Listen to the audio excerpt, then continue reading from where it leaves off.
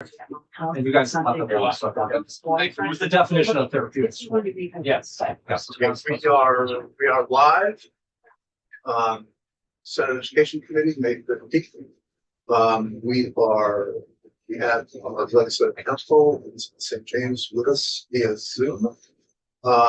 And we're going to, as we move down to, with regard to page 480, go down to some language around the votes in the school, the end of the bill. And that made a couple of changes for us that you requested yesterday. And I have language I want to try out, but let's go with that language that she did first. If she's there. I am. Can you hear me? There she is. Yes. Yeah, I knew you wanted to stay up. Yeah. So that is with us, although not by Kappa. So that we all have hard copies of 14.2 in front of us. Okay. And I think we'll have posted it as well, right? Yeah. So it's posted as well. So I guess if you could walk us through the changes. Sure. Beth St. James, Office of Legislative Counsel. So we're going to jump to section 17, cell phone and social media use in schools.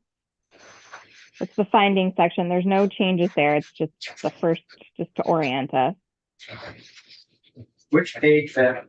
So Let's actually jump to, hold on. 27. Let's jump to 31.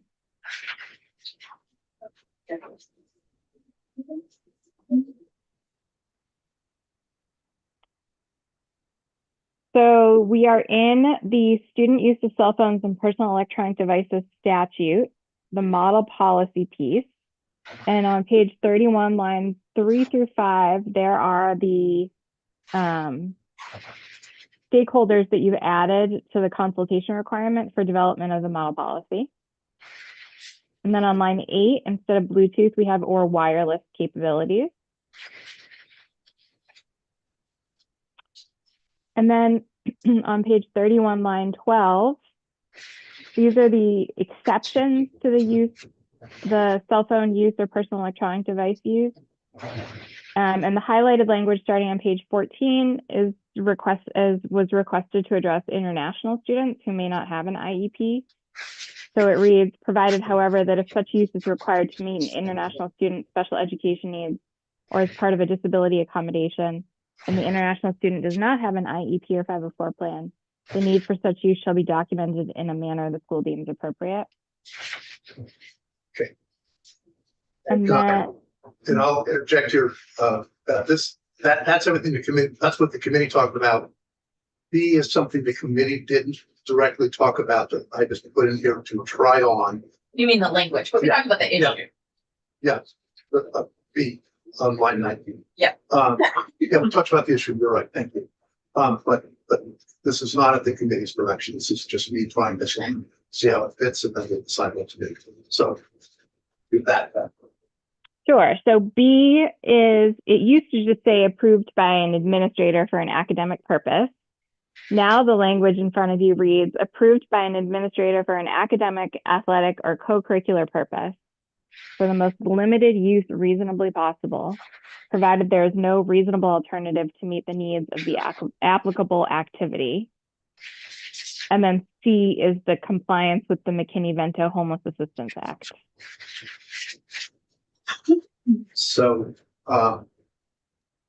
we could actually set a run still. We do perhaps have to go with us. Oh, you do? Oh, I mean. I can stay here. That's fine. Yeah.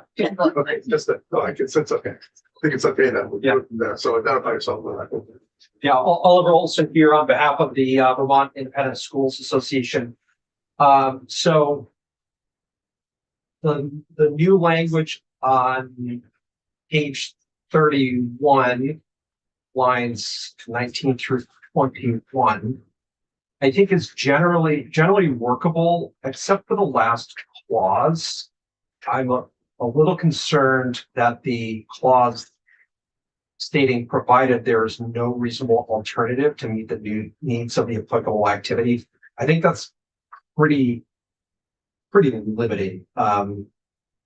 It raises the bar pretty significantly. So so there's two approaches I would suggest. One is, as I'm thinking about it, I think the simplest approach, and I'm just thinking about unintended consequences. And a specific example I can think of is I know a number of schools have policies where with where they permit sort of bring your own laptop. And the strict reading of this would say you can't have bring your own laptop to school. That would be very disruptive for a lot of schools. And so I'd be concerned about that as an unintended consequence. So I think if you remove though that clause, that there's no reasonable alternative, I think that solves that issue. Isn't there something about non-school issued?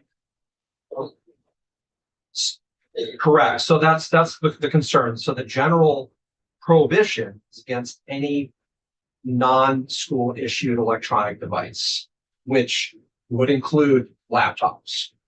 Wouldn't it be maybe that better if we said non-school approved?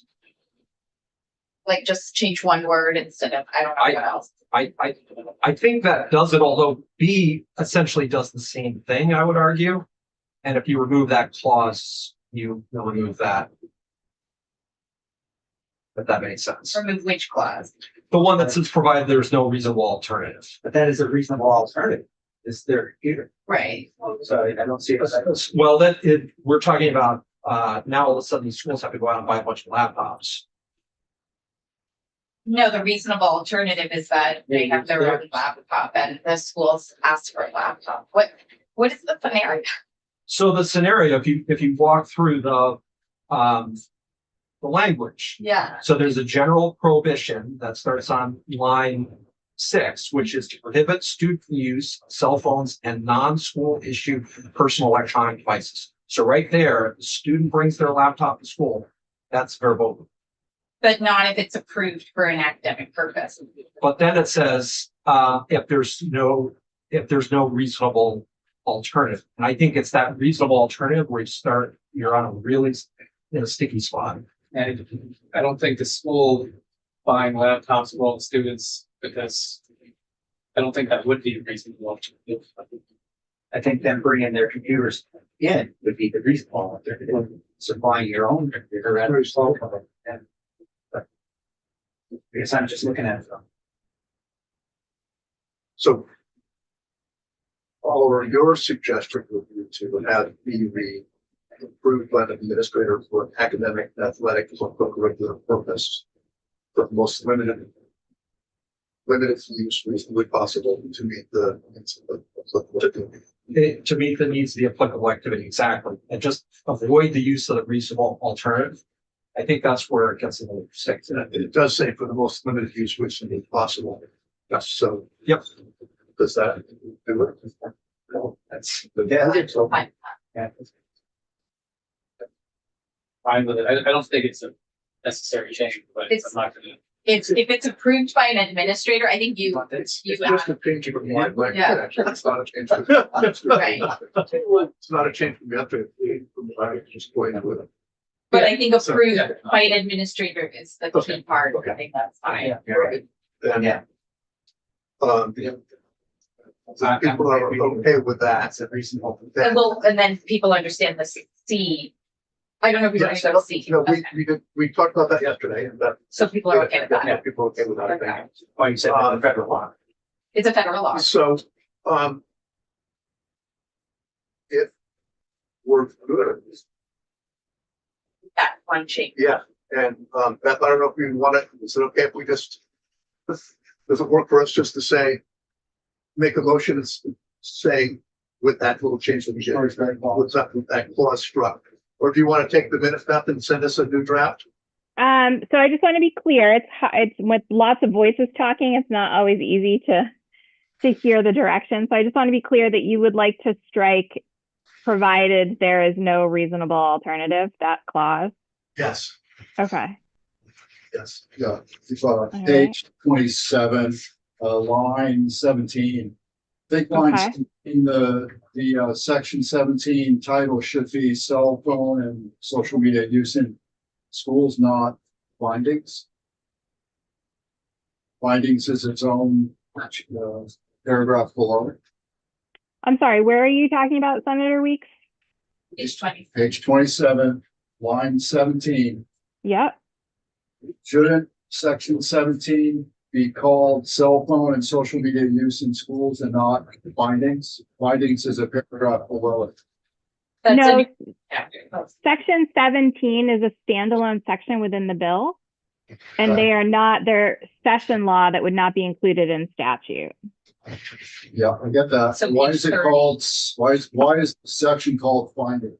Because that is what we title findings section. Okay, That's so, standard. Anytime that you, the legislature, draft findings, if it's a standalone piece of session law, we title it finding. And then at the top of page 30, there's a whole new subchapter, Correct. cell phone, personal electronic device, and social media use. so that's section 18. Yeah. Yeah.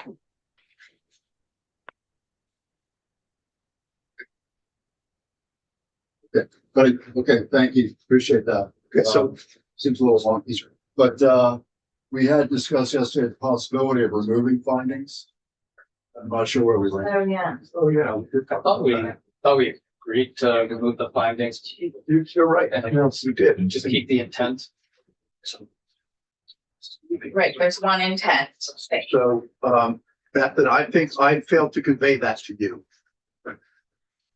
Okay, what is the change that's being requested? And the change is to remove start all of the findings Okay, and keep only, where is it? The intent, line 15 on page 29. The remove, Okay. just have Do the one do intent. you want to keep that as a piece of session law that will not appear in the green books, or do you want me to reformat it so that it appears in the green books as a separate standalone intent statute to start the subchapter? Yeah, I think it makes sense to start the subchapter with it. Okay, Yeah. then you're gonna want to give me a little bit of time to do that before you vote out the bill. Okay, I think those are substantive enough changes that I'll need to send it through editing, and you should take a look at it to make sure it's what you had envisioned. okay. So what, I know you've got a tight schedule, so what's feasible or? I'm just gonna mute myself and do it now. Okay. I don't know, Chair, if you wanted to talk about the section that we removed. Oh, thank you. Yes. Thank you. That brought to my attention the fact that old section 12, which doesn't appear in here anymore. Remember the issue about the adult education diplomas? That language is in the big bill. yeah. It's in the big bill, and there was, Beth and I had a little discussion about the potential problem of us having the same language here, but having it not be exactly the same. And then there's could cause confusion. So the issue has been dealt with in the big bill, so our section 12 is no longer necessary. You're also on the program in high school. Yes. Thank you for reminding me. So with that, should we get our, yes, I apologize for interrupting. That's I okay. was asking the Tina Zook, Government Relations Director, American Heart Association. I don't know if you saw your emails, but the Agency of Education put forth a compromise on the cardiac emergency response legislation that we're good with. So I don't know if that's something you want to consider while you still have that here. It puts it into the same title as the All Hazards Emergency Response Plan. It's tighter. It accomplishes all of the same things. They sent it to us this afternoon. I'm not sure Beth is able to hear any of that. Why don't you come up? It's all over. It's an interim off, humidifier, it's all Just off completely? off for, the system. Yes. So, Here. oh, sorry. So I apologize for the short notes. We just got this today. But the Agency of Education has offered compromise language for the cardiac emergency response plan in school section. it moves it to the same section. I think the goal was to not have schools looking all over for requirements that they had to meet. So it moves it to the same section as a all hazard emergency response plan. It has all of the requirements. We're good with it. That we were hoping for. It just looks a little different, but all of the elements for both schools and sports. And I sent it to the chairs of this committee. I have said, and I copied all of you. And like I said, we're happy with it. I know it's very last minute, but it's something that all the partners agree on. So I don't know if that makes it more palatable to you or not, but you do have the language. So, can you say that Will, again? has Beth seen that language? I believe it was emailed to Yes, I've seen it. Okay. And Beth, any comment, any issues you see with doing that? No, I think that's a policy choice for you all.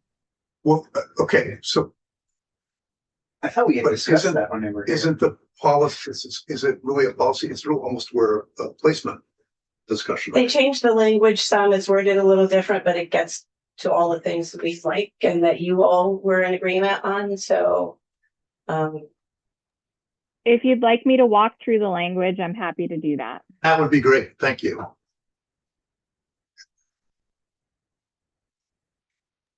Okay, just give me 1 second while I pull it up. Okay. So we're just changing it from, VSA 1486 to 1480 into emergency.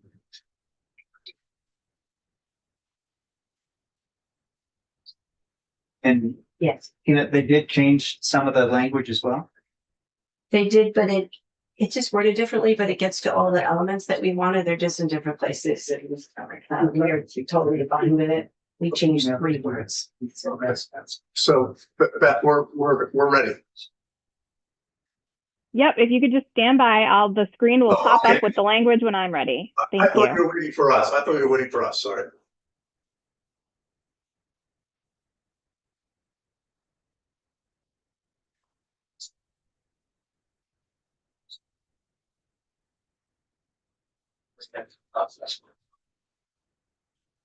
Folder.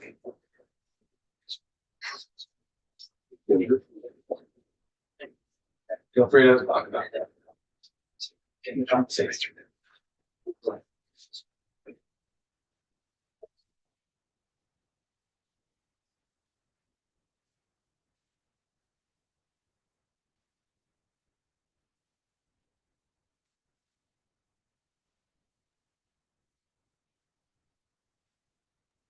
Can you see the language?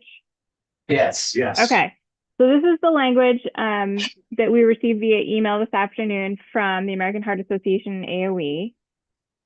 It takes the language, it takes the concept of cardiac emergency response plans, and it, instead of having a standalone statute for them, it puts them into the emergency operations plans statute, which previously I had suggested that you don't do that, but they have come back with language modified to fit kind of the rest of the scheme of the statute that they're proposing to put this language in, so it fits better.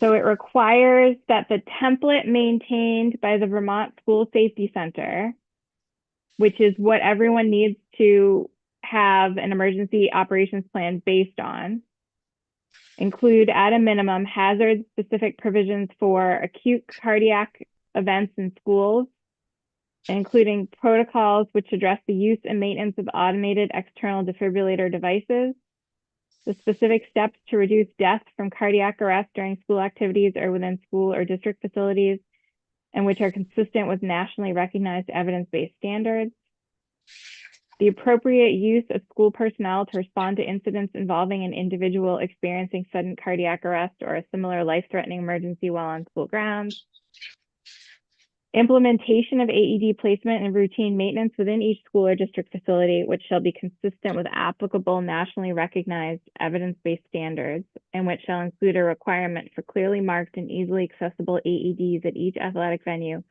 where practices or competitions are held. Required staff training and CPR and AED use and practice drills regarding the cardiac response plan. And then they're also required to have an athletic emergency action plan for all public or approved and recognized independent schools with an athletic department or organized athletic program. The AEAP shall detail the steps to be taken in response to a serious or life-threatening injury of a student participating in sports or other athletic activities. The AEAP established by public and independent schools pursuant to the subdivision shall be consistent with the Athletic Emergency Action Plans policy established by the Vermont Principals Association. And I need to do a little format editing here, but I'm not suggesting that you make any substantive changes.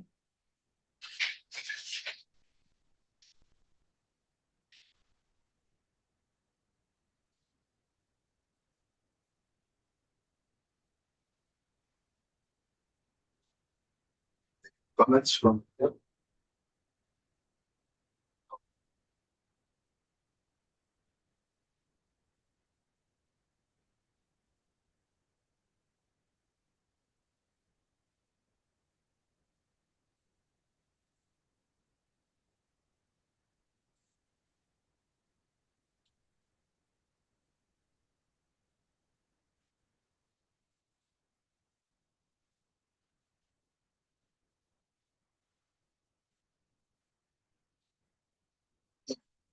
Tina just does that.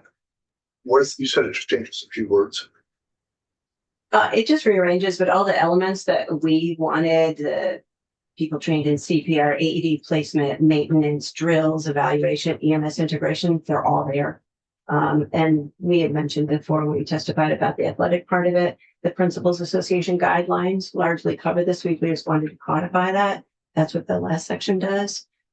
Does the same thing. It's just kind of worded differently and makes it easier for schools because it's in that all hazard emergency response plan section.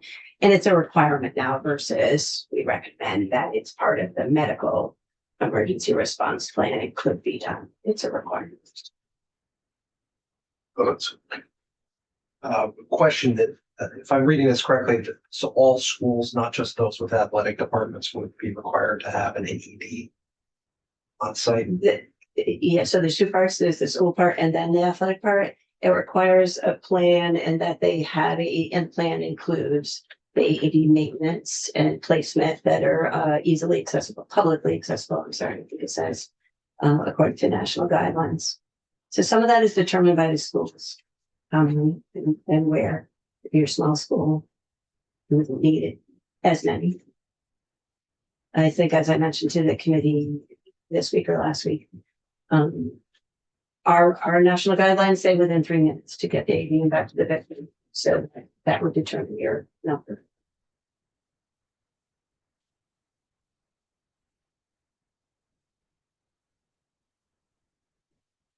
Well, what of it sounds, feeling like it's okay. Oliver, you still thinking? Still thinking, because I think the original one was a more of a recommendation rather than a hard requirement. So I'm just thinking about implementation here. Yeah, it's the same as the original language in terms of requiring that they have an emergency response plan that includes a cardiac element. And within that element, these are the things that need to be addressed in the plan. So AED placement, CPR training, maintenance, it's not any different than the original in terms of the requirements.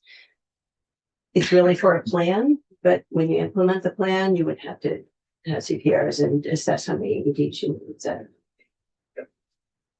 But the elements of the plan, there were some that were recommendations rather than hard requirement. It sounds like now there's a hard requirement. I think they're all this thing, comes the original version. So Beth, let's plug this in. Okay. And I think, otherwise you think you have everything you need, right? You just need to be left alone for a little while. Correct. How long should we turn the sound off for?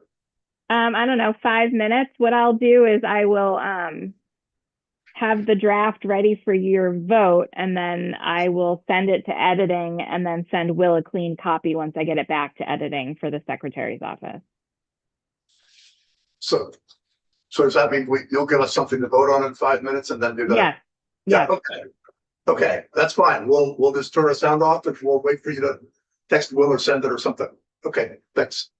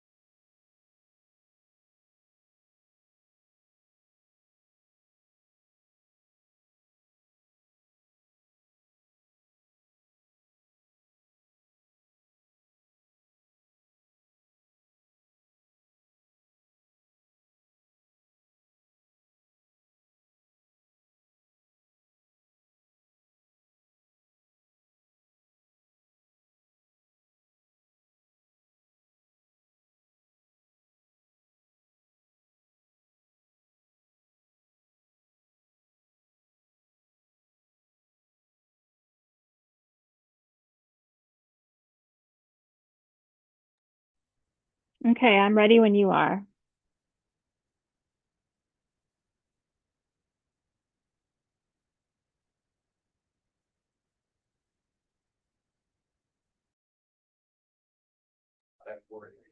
Okay, Beth is with us. We are back live. Cost. Right. And so Beth, you're on, you gotta share. Yep, I'm here. Share Would screen. you like me to share my screen? Sure. Yeah, so yes, Statute. So that's even concerns. Okay. So the changes I made. So what I have for you is draft 14.3. I Yep. think this is, unless you make any other changes, I think this will be the draft that you'll vote on. And here we have a new cardiac emergency response plan section, which is the amendment to section 1480 with the language we just walked through. The implementation language is the same, beginning in the 2026-2027 school year. And then let's see. Here is the language that was tweaked a little bit, approved by an administrator for this is the cell phone use policy, approved by an administrator for an academic, athletic, or co-curricular purpose for the most limited use reasonably possible. And we've already mentioned that we took out the language regarding the adult diploma high school completion kind of grace period there. And I think, were those the only changes? Oh, I updated the effective date section just to include the right reference to the emergency action plan statute that now contains the cardiac emergency response plans reference.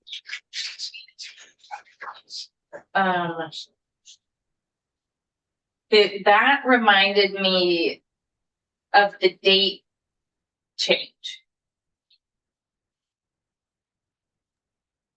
And What date change? I'm just reading I'm trying to on or before July 1st. I think we had asked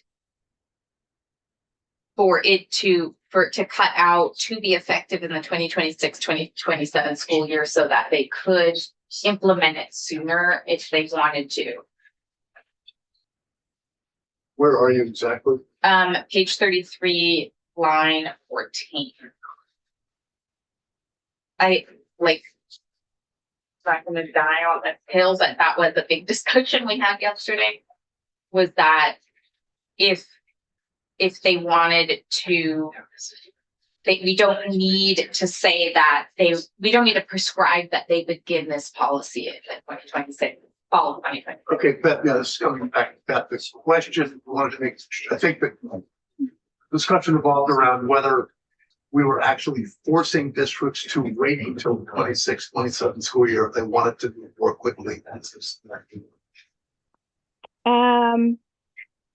I mean, as I've said many times before, you can't stop human behavior. So you're not going to stop anyone from coming out with a policy beforehand, but this language certainly tells schools that your goal is to have it effective in the 2026-2027 school year. Okay, but we're not saying anything to prohibit them from doing it sooner. No, I do think the language is naturally potentially prohibitive in that a school district might say, well, if they wanted us to do it sooner, they would have told us to do it sooner. So I think if you want them to be able to enact a policy sooner, I mean, AOE's policy, the model policy is not going to be ready before January 1, 2026. Yeah. Or that's their deadline. And then each school board has to have their process to get a policy in place. So realistically, I don't know how you would get there. There's nothing in state law that would prohibit someone from developing their own cell phone policy today. Okay. we're probably only talking about a couple of months realistically. Yeah, I mean, I just wanted to, Well, Now, we're already gonna be in yeah, 26, 27 school year in September, right? So, No, it's around 25, 26. so, we're right now. No, like 24, 25. All right. okay, I think we should just leave it. I think it's, At this point, yeah, the only thing I could see is, effective 26, 27 or sooner. That way, school, if they really wanted to get after it, could have it done. But again, not worth dying on the hill. And not worth making another whole copy. and it's probably realistically, if it's not ready, the model policy is not ready till January 1st. By the time the earliest the board could get in place would be, and they're not gonna do it at the very end of the year anyway. I I think it's probably not be. So if people are ready, somebody wanted to raise their hand, I would recognize them. There we go. Senator Heffernan. I move that we, pass H 480 as read by, 14.3. 14.3 on 5/15/2025.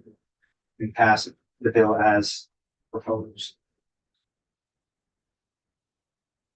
Discussion. God, we just like. Spent a lot of time at this bill. A lot of good things in there, no idea. 14.3, right? Okay, and we are then ready for when clerk is ready. Okay. Senator Hashim, Yes. Senator Heffernan, Yes. Senator Van Hensen. Yeah, Senator Weeks, Yes. Senator Williams, yes, Senator Bowman. Yes. 5-0-0. Oops, 6. 6 minutes. Yeah, sorry. thank you, Beth. And we're gonna, who's gonna report You're welcome. Congratulations. Thanks. it? Thank you, Val. Just an interesting observation of, having even number of committees with evenly split, political sources. It's an interesting dynamic. We had good legislation. Some would disagree. Yes, at least we're all working well together.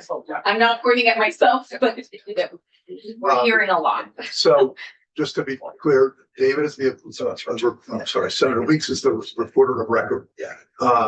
He is going to talk to people, as was already discussed. So even though, so on one level, I think with that vote, our work is done.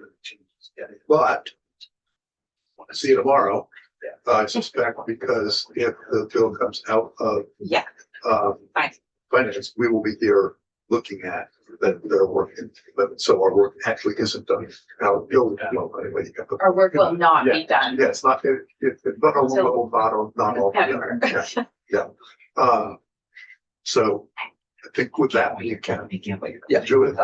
Yeah, I would. So, every delivery, every report seems to have an interesting dynamic about it. In this case, we have 20 sections. And Terry's doing a section or a few. Senator Williams is doing a section of a few. Comprehensive section here. It would be good to optically to have the other side of the aisle do at least a couple sections. Just Because we look like slackers. no, not slackers, just the dynamic. I'll leave it at that. So let's agree that if you have an interest, Why don't you just find 3 consecutive sections that, yeah, Happy to take or do cleanup, whatever, isn't good. Nodder wants to do the effective date. I'm happy to learn something that's heavier. I was joking. But I mean, if we want to. It's so how do I record the Just a second. How about this? How about ton of effort and take section 11 as well, which is National Guard tuition. 11, 12. Yeah, National Guard tuition. Yeah. Plus. Oh, yeah. And we do the two code, there's two code 12 and 13. 12 and 13. And then, this is, you know, this is a little purposeful, but see if you guys bite into it. One of you guys take 8, which is flexible pathways, 9, which is Secretary of Ed, which I think is, would be good to kind of have one of you guys move through. And 10, which is foundation for leaders. So 8, 9, and 10. Well, we have the sections still, accurate, because section 13 is implementation of cardiac response. Yes, I got that. I know I didn't think. Now it's 12. There's a new 12 that fills in. Right. So it's, yeah. So Steve would have 11, 12, 13. I'll do 8, 9, and 10. Good. So Now, if you don't feel any guilt or anything like that.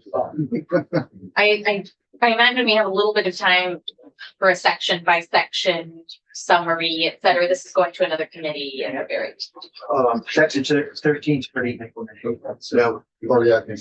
if this one was, I think it has an appropriation for the guard, or it has, that's a Okay. line appropriation. okay. Okay, so it has to go through there. All right, well, we'll get it. I'm sure they would try to get it out the same day, but This is, We can do 20. yes. And right. Yeah, and then right. okay, so, I think That's good. that's good. We'll see what happens with the finance, and work with the finance committee today and we were, and then just be thinking about if we have some time, if we've had a little discussion yesterday, if there's a couple, anything you'd like to explore a little bit. We had the issue of the state colleges, and Senator Hempstead raised an issue. I forgot what it was. Childcare, funding access for Essex County.